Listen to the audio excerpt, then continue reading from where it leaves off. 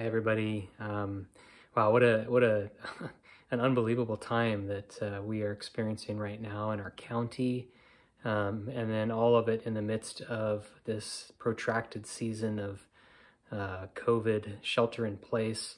I had meant to give a video update the week of our personal devotions module, just saying that not going to be doing a selfie video like this that particular week, and that I would resume the following week, and which was this week, which it's now Saturday evening, and so I let another week go by without putting together one of these videos. But it's been a little wild here at church, in the most amazing ways. We have had some 30 people, maybe a little bit fewer than that. We've had some that have come and gone already, and really grateful and kind of bittersweet too, actually, about those who have returned home. Of course, we're very happy that they've gotten to return home, and but also sad to see them go. It's really been a remarkable time here on our campus of God bringing a group of people to us.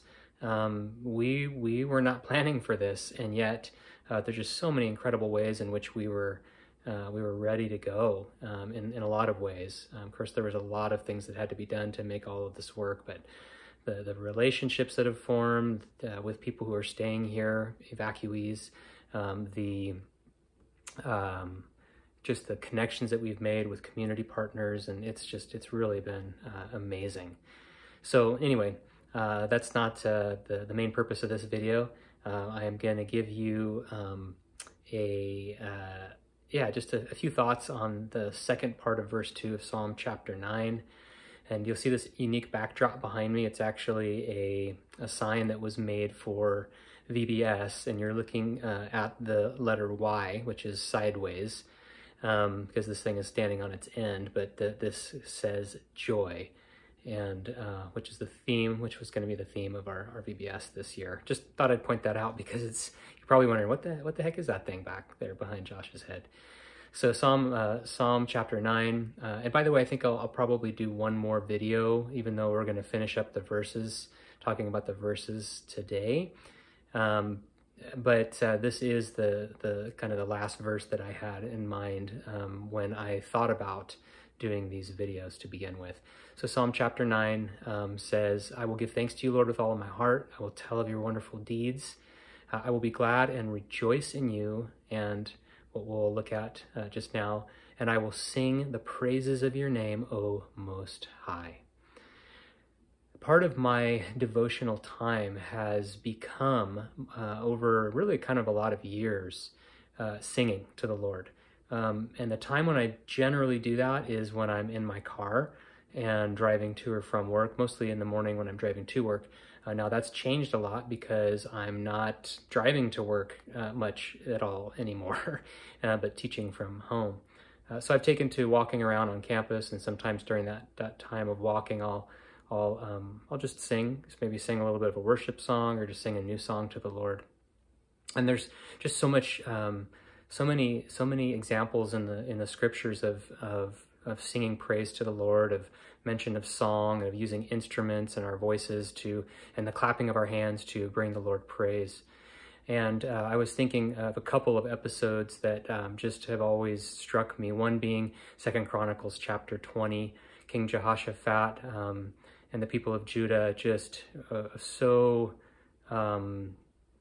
at the mercy of the Lord, when they recognize that they are vastly outnumbered by these three armies that are coming against them, and yet after some encouragement from a prophet who speaks to Jehoshaphat, his faith is built, and his trust in the Lord it comes to the forefront, and he leads his people out into what would be the battle, but he sends the worshipers in front of the people, and as they worship, God sends the enemy armies into confusion, and they basically turn on each other and utterly destroy each other, annihilate each other.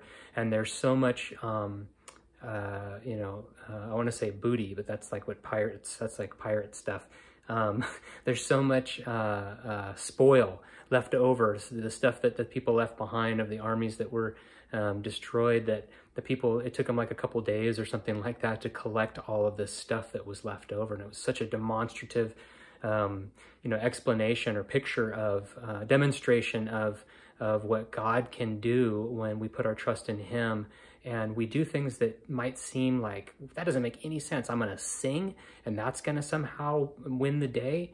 But in this case, that is exactly what was the deciding factor. The people put their trust in the Lord. They worshiped him in song, and God came in strong on their behalf and defeated their enemies. Another story I think of is in the New Testament, and I don't remember if it's Paul or Peter or who all it is who are in jail, and they're singing these songs in jail, and lo and behold, the angel comes and opens the door to the prison and allows them to be to escape from jail. And these are just a couple of stories of many in the scriptures that talk about the power of song, the power of worship, the power of music and song when it's directed towards the Lord. So in your own devotional time, I know this can feel a little kind of awkward, especially for those who maybe don't feel like they're very musical, but I encourage you to try it out, especially if it's not something that you have been doing regularly or that's been a regular part of your devotional time, but just sing a song to the Lord, your own song, words that are from your heart to him, to explain to communicate how you feel about him, how grateful you are for him, or sing a song or sing a song that a worship song that is dear to you, whether it's new, whether it's old. It doesn't have to be some current latest worship song. It could be an old hymn, or any number of things. The point isn't so much the style or how good it sounds, but that you are proclaiming in song what is true of the Lord. And song is often, not always, but song is something that can be so celebratory. And certainly when we read something, a line in a psalm that says, I will sing praises to you, Lord, O Most High. That is something that is communicating great adoration, great love, great gratefulness, thanksgiving to the Lord for who he is and what he's done in our lives. So I want to encourage you with that. Consider singing a song to the Lord as part of your personal devotional time with him. It'll do something to build you up, and it'll do something, especially as you do it with an understanding that God, as I worship you, as I put my focus on you, as I give you praise, you may very well release your power to bring intervention into the situations that I'm experiencing in my life, that are going on around me, and you might just bring breakthrough. The last thing I would say to you about singing songs of praise to the Lord is that when you become aware of something that troubles you, or that is an obstacle in your way, or that it has become very difficult for you, that you're not sure what to do with, that you want to be different, or any of those things that I just mentioned, you're aware of somebody in your life that's experiencing that, I encourage you to lift those things up. Say, Lord, I don't know what to do with this situation. You know my heart. You know so-and-so. You know what they're going through. Whatever the thing is, Lord, I lift this up to you, and as I sing this song of praise to you, as I sing this song of worship to you, I do so as a statement that I trust you, and believe, and a statement of my belief that even as I do something that doesn't seem like, according to my natural thinking, would bring about some kind of outcome that I'm looking for, it's not how I would think of fixing things. Yet, Lord, I trust you that as I do this, you are going to release your power and you're going to bring breakthrough.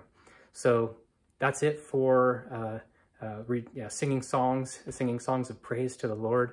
And I hope that you've enjoyed these videos. I hope they've been helpful for you. It's actually more along the lines of what I would want to say. And like I said, I think I'll probably do one more to just kind of wrap all this up. But thanks for tuning in. God bless you, and we'll see you next time.